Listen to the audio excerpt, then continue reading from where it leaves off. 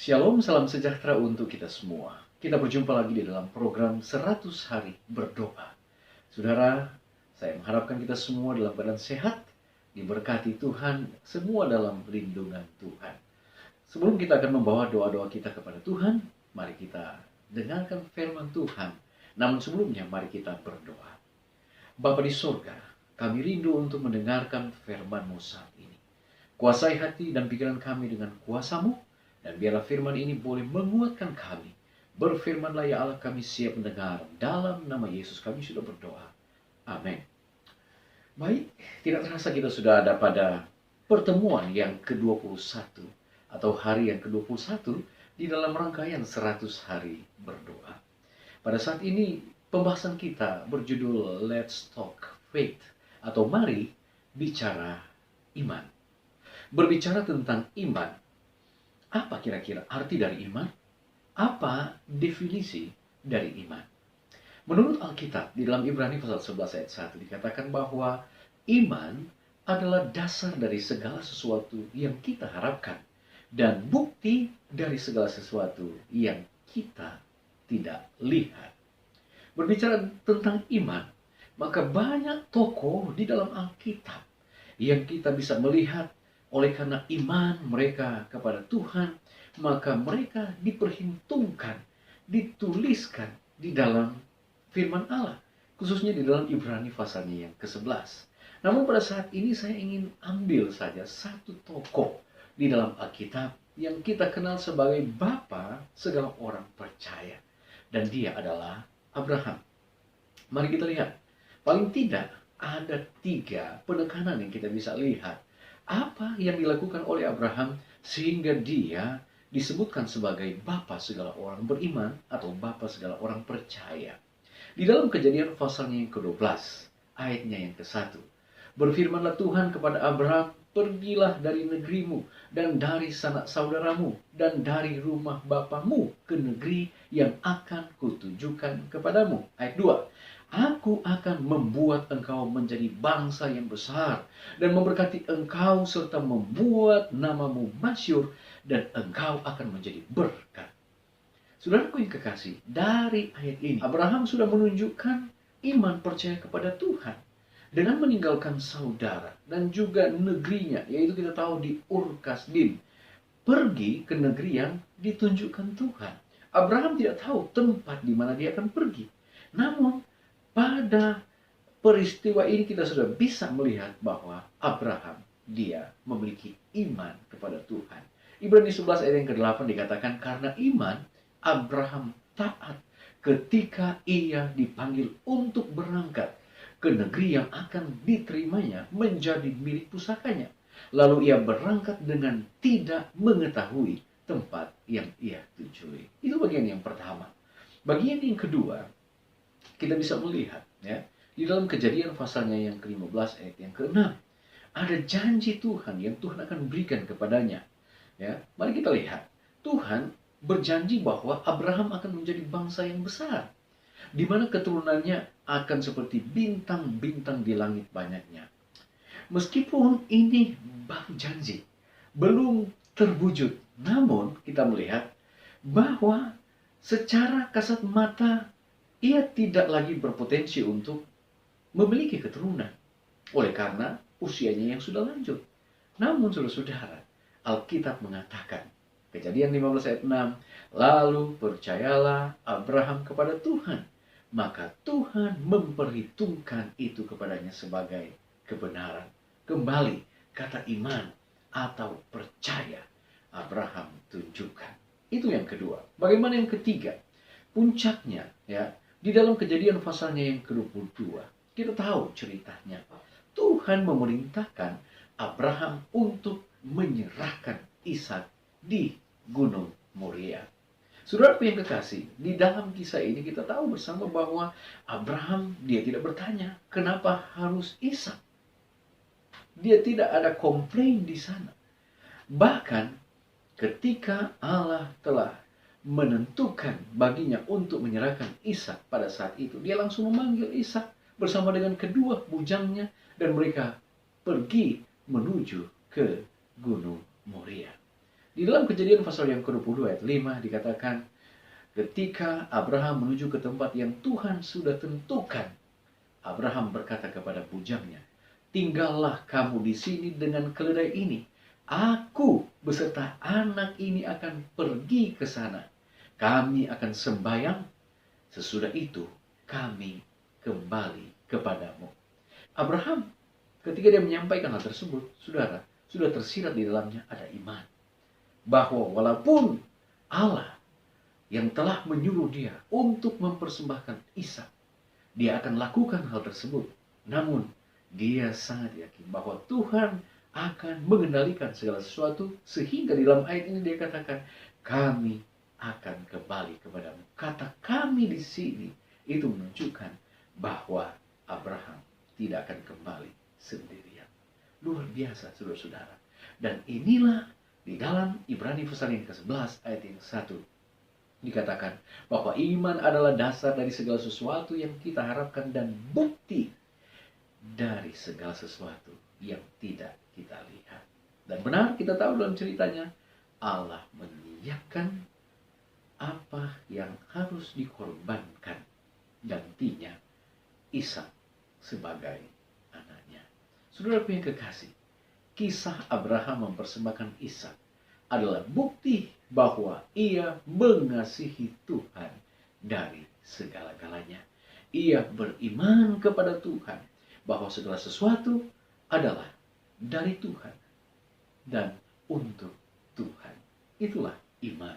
Saudaraku yang kekasih, di dalam buku Membina Pendidikan Sejati, di halaman 239 alinea pertama, Nyonya Ellen G. White mengatakan demikian. Iman ialah mempercayai Allah. Mempercayai bahwa ia mengasihi kita dan mengetahui apa yang terbaik demi kebaikan kita. Jadi, gantinya memilih jalan kita sendiri, iman itu menuntun kita memilih jalan Allah. Gantinya kebodohan kita, iman menerima hikmatnya. Gantinya kelemahan kita, kekuatannya akan menuntun kita. Gantinya hidup kita, diri kita telah menjadi miliknya. Iman mengakui hak miliknya dan menerima berkatnya. Kebenaran, kejujuran, kesucian telah ditunjukkan sebagai rahasia keberhasilan hidup. Imanlah yang membuat kita memiliki prinsip-prinsip ini.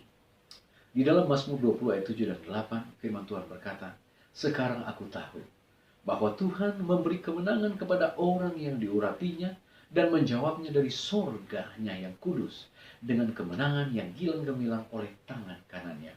Orang ini memegahkan kereta dan orang itu memegahkan kuda, tetapi kita bermegah dalam nama Tuhan Allah kita.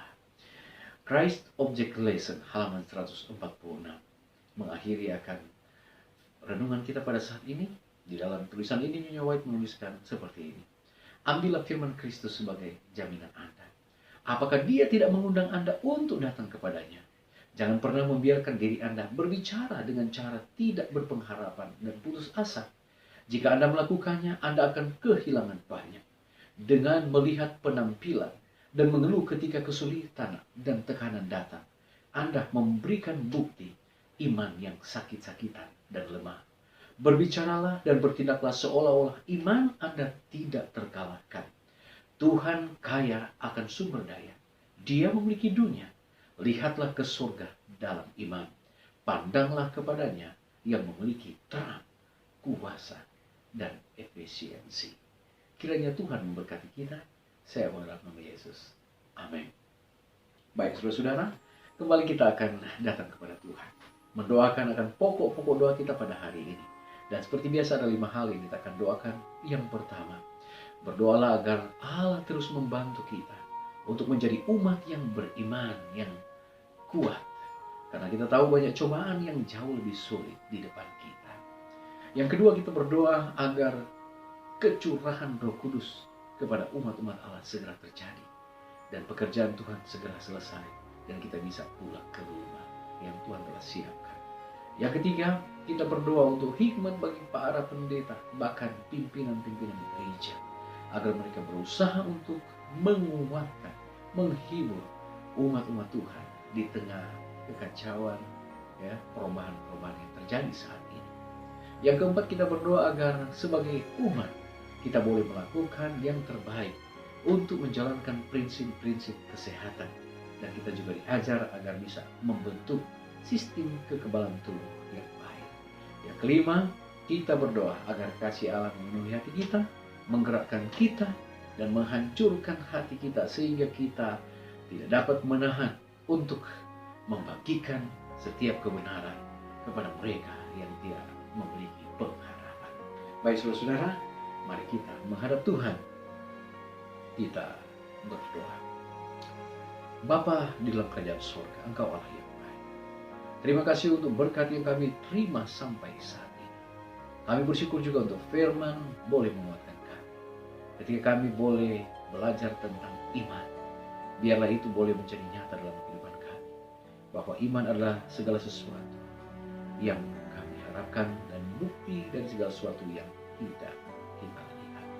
Pelajaran dari Abraham menolong kami untuk melihat jauh ke depan, bahwa ketika kami beriman kepada Tuhan, maka Tuhanlah yang menyiapkan segala sesuatu, dan biarlah kami boleh hidup di dalam jalan sesuai dengan tuntunan Tuhan. Bapa di surga, pada saat ini, hari ini kami mau berdoa, biarlah Tuhan akan memberkati kami semua dengan kesetiaan. Tolonglah kami ya Tuhan, agar kami tetap beriman kepada Tuhan. Di situasi yang sulit ini, kami tetap meyakini bahwa Tuhanlah yang akan menolong kami, dan kami menyadari bahwa masih banyak situasi-situasi yang sulit di depan yang kami akan lewati. Tolonglah kami Bapa untuk tetap setia kepada Bapa di sorga. Kami mau berdoa juga ya Tuhan, saat ini biarlah Tuhan akan menolong untuk semua umat-umat Tuhan. Biarlah kami akan selalu berharap dan berserah kepada Tuhan. Dan biarlah Engkau akan mencurahkan Roh Kudus-Mu, sehingga ya Bapa, kami tidak berlama-lama di dunia ini, sehingga kami boleh kembali ke tempat yang Kau telah siapkan bagi kami, yaitu kerajaan surga. Bapa di surga, kami juga mau berdoa untuk semua pendeta-pendeta, pemimpin-pemimpin dari organisasi Tuhan. Biarlah Tuhan akan memberkati kami. Tolonglah kami, mulai dari General Conference, divisi, uni, sampai ke daerah-daerah dan semua di jemaat-jemaat yang ada. Biarlah kami boleh selalu memberikan kekuatan kepada umat-umat Tuhan, agar di dalamnya, dalam situasi kami akan tetap tenang, kami akan selalu memiliki pengharapan bahwa Tuhanlah yang akan selalu mengendalikan akan situasi ini. Bapa di sorga, tolonglah kami Bapa, untuk kami terus mengumandangkan sehubungan dengan pekabaran kesehatan. Di dalamnya kami boleh juga menjaga tubuh kami, dan biarlah kami juga boleh menikmati akan makanan-makanan yang sehat, sehingga dapat membentuk akan tubuh kami yang lebih kuat, imun kami lebih kuat. Dengan demikian Bapa, kami boleh terhindar dari pandemi COVID-19 yang merajalela saat ini. Dan Bapa di surga, tolonglah kami agar kami memiliki satu iman kepada Tuhan, kekuatan dan perlindungan yang tentunya berasal daripada Tuhan, agar kami dengan leluasa akan terus mengumandangkan kabar keselamatan bagi mereka yang tidak memiliki pengharapan. Bapa, inilah menjadi doa dan permohonan kami. Hamba mau berdoa untuk semua umat-umat Tuhan dimanapun mereka berada. Saat ini biarlah mereka ada dalam naungan Tuhan, biarlah mereka dalam lindungan Tuhan, terhindar dari ganasnya COVID-19. Dan kami boleh memiliki pengharapan bersama dengan Tuhan. Kami tidak perlu takut, oleh karena Tuhanlah yang bersama-sama dengan kami. Berkatilah bangsa kami, berkatilah presiden, wakil presiden, semua menteri, pemimpin-pemimpin di provinsi, kabupaten, kota, sampai ke kecamatan dan desa-desa dan kelurahan. Tuhan berkati mereka semua, agar mereka dapat menjalankan akan protokol dari pemerintah pusat sehubungan dengan memutus mata rantai COVID-19. Sehingga ya Bapa, kami tidak berlama-lama dengan situasi ini. Kami sudah rindu untuk kembali, kami boleh bersosial, kami boleh bekerja, kami boleh beribadah, kami boleh melakukan aktivitas dengan baik, oleh karena semuanya hanya atas tuntunan Tuhan saja. Terpujilah Engkau ya Allah, dengarlah doa kami, ampuni dosa kami, dalam nama Yesus kami sudah berdoa. Amin. Baik saudaraku, sampai di sini pertemuan kita hari ini. Mari kita terus berdoa, memohon tuntunan Tuhan agar Dia boleh memberkati dan menyertai kita di situasi-situasi sulit ini. Tuhan Yesus memberkati kita. Shalom. Amin.